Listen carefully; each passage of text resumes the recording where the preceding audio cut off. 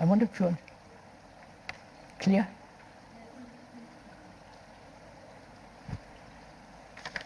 Now, let's find out if that's possible.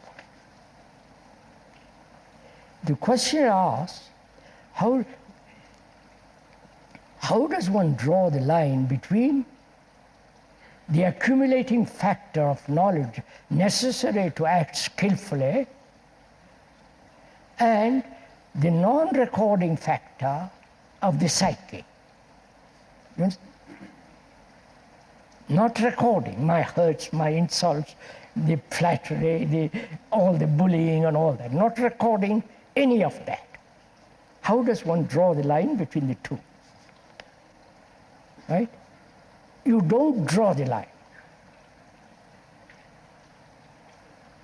Moment you have drawn the line, you have separated. And therefore you are going to cause conflict between the knowledge and non-recording. Then you ask, how am I not to record? I'm insulted. Personally, the speaker has been insulted by professionals. So please don't join the professionals.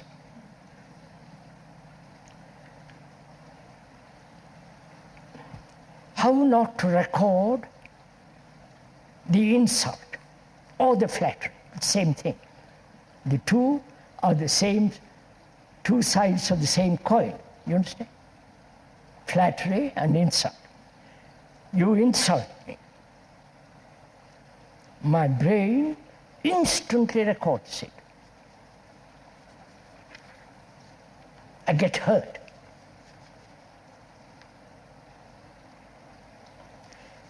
In the field of technology, I must record. But here, why should I record? You insult me, all right?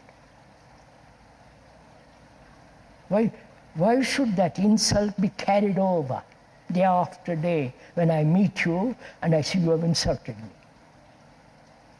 And from that insult, I retaliate. Now, is it possible not to record at all? Any psychological factors? You understand? You understand my question? My wife, if I have one, thank God I haven't got any, if I have one, she says something brutal after I've come back from the office, because she's had a tiresome day herself with rambunctious children. So she says something violently. Instantly, because I'm tired, I want some kind of peace in the house, so I record it. Now, I'm asking myself, I'm tired, I've worked, I come into the house, she says something brutal, and is it possible not to record that incident at all? Otherwise, I'm building an image about her, and she's building an image about me. So the images have relationship, not us. Vous avez compris ça? Obvious fact. So, is it possible not to record?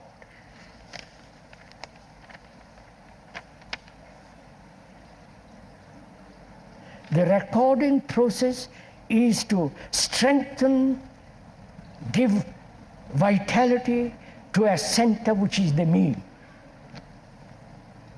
Right? Obviously. So is it possible not to do it? And it's only possible, however one is tired, to be attentive at that moment when the wife or I am brutal. Because as we explained the other day with regard to meditation, where there is attention, there is no recording. It's only when you are self-centered and that very self-centeredness is concentration, then there is recording. Right?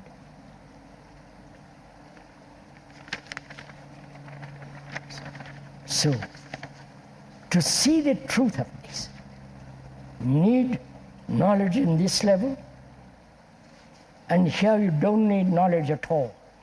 See the truth of it, what freedom it brings you. That's real freedom. Right?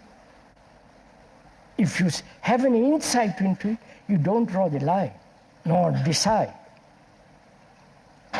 There is no recording. Do we go on?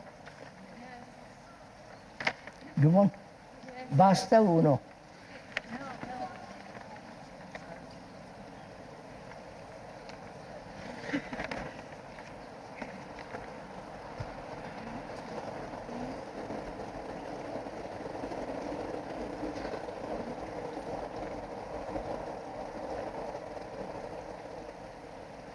Intellectually, we understand that the observer is the observed.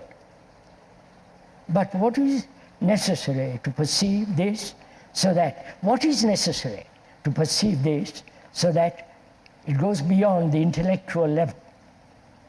Intellectually, we understand that the observer is the observed. But what is necessary to perceive this so that it goes beyond the intellectual level? The question is, what is necessary to go beyond this intellectual acceptance that the observer is the observed? Right? First of all, do we even intellectually accept it?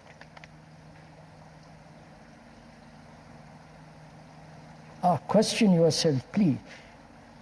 Do you even intellectually, that is, verbally, logically, discerning, and saying, yes, it is so logically, because it's been pointed out objectively, logically. And you say, yes. Is that so? Do you even intellectually accept that? Or it's just a lot of words floating around? But if you do accept it intellectually, what does that acceptance mean? When you say I intellectually agree with you, what does that mean? It means absolutely nothing. It's just a form of convenient social acceptance. Saying, yes, you're quite right, but you may be wrong. So intellectually, we don't even accept it. If we do, it is very superficial. And therefore no value. But the fact is that the observer is the observed. That is the truth. That is, I am lonely, with all the implications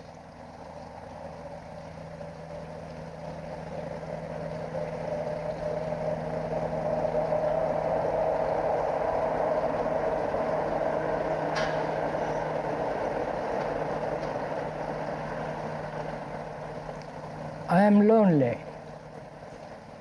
with all its implication of tremendous feeling of isolation, having no relationship with anything.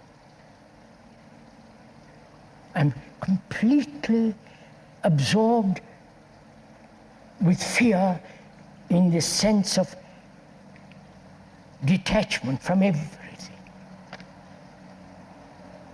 That depresses me tremendously. And